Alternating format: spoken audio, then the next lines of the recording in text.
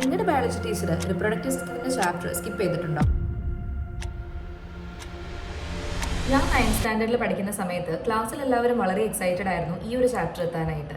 പക്ഷേ ഞങ്ങൾ ഡിസപ്പോയിന്റ് ചെയ്തുകൊണ്ട് ടീച്ചർ ഒരൊറ്റ അവർ കൊണ്ട് ഈ ക്ലാസ് എടുത്തു തീർത്തു എന്ന് പറയാനായിട്ട് പറ്റില്ല, കാരണം പഠിക്കാനുള്ളത് മാർക്ക് ചെയ്തു തന്ന് ബാക്കി വീട്ടിൽ പോയി പഠിച്ചാൽ മതി അല്ലെങ്കിൽ വായിച്ചാൽ മതി എന്നായിരുന്നു ടീച്ചറുടെ വാദം. അന്ന് ഞങ്ങൾക്കിതൊരു തമാശയായി തോന്നിയെങ്കിലും ഇന്ന് അതൊരു തമാശയായിട്ട് എനിക്ക് തോന്നുന്നില്ല. അതിൻ്റെ പ്രധാന കാരണം ഇന്ത്യയിലെ സ്ത്രീകളുടെ ലീഡിംഗ് കോസ് ഓഫ് ഡെത്തിൽ ആദ്യത്തേത് ബ്രസ്റ്റ് ക്യാൻസർ ആണ്, രണ്ടാമത്തേത് സെർവൈക്കൽ ക്യാൻസർ. ബ്രസ്റ്റ് ക്യാൻസർ ഉണ്ടോ എന്നറിയാനായിട്ട് വളരെ ഈസി മെത്തേഡ്സ് ആണുള്ളത്. പക്ഷേ ഇപ്പോഴും അതൊരു ലീഡിംഗ് കോസ് ഓഫ് ഡെത്ത് ആണെങ്കിൽ that means most people doesn't know how to check. ഞാൻ കരുതിയിരുന്നത് ഇത് നമ്മുടെ എഡ്യൂക്കേഷൻ സിസ്റ്റത്തിൻ്റെ ഫെയിലിയർ ആണെന്നാണ്.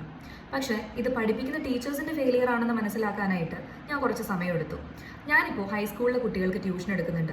അവർക്കും റിപ്രൊഡക്റ്റീവ് സിസ്റ്റത്തിൻ്റെ ചാപ്റ്റർ ഉണ്ട്. ഞാൻ പഠിച്ചിരുന്ന സമയത്ത് എൻ്റെ ടെക്സ്റ്റ് ബുക്കിൽ കോൺട്രാസെപ്റ്റീവ് മെത്തേഡ്സുകളെ പറ്റിയിട്ടൊന്നും അധികം ഉണ്ടായിരുന്നില്ല.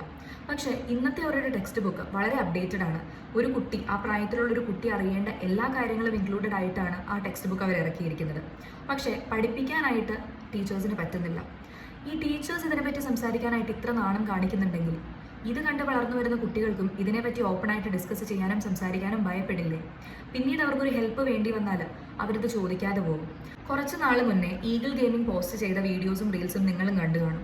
18 വയസ്സിന് താഴെയുള്ള കുട്ടികളാണ് പോൺ വീഡിയോസ് അധികമായി വാച്ച് ചെയ്യുന്നതും ഷെയർ ചെയ്യുന്നതും. ഇതിൽ നിന്ന് ഞാൻ മനസ്സിലാക്കിയ ഒരു കാര്യം, ഈ പ്രായത്തിലെ കുട്ടികൾക്ക് ക്യൂരിയോസിറ്റി ഉണ്ടാകും. ഇത് കൃത്യമായിട്ട് മെച്യൂറായിട്ട് പറഞ്ഞു കൊടുക്കേണ്ട പാരൻസ് ആൻഡ് ടീച്ചേഴ്സ് അതിൽ ഫെയിൽ ആവുന്നത് കൊണ്ടാണ് ഈ കുട്ടികൾ അല്ലാത്ത മാർഗങ്ങൾ ഉപയോഗിക്കുകയും വഴിതെറ്റി പോവുകയും ചെയ്യുന്നത്. എല്ലാവരും അങ്ങനെയാണ് എന്നല്ല ഞാൻ പറയുന്നത്. പക്ഷേ this is not the failure of our education system. ഇത് പഠിപ്പിക്കുന്ന ടീച്ചേഴ്സിൻ്റെ ഫെയിലിയർ ആണ്.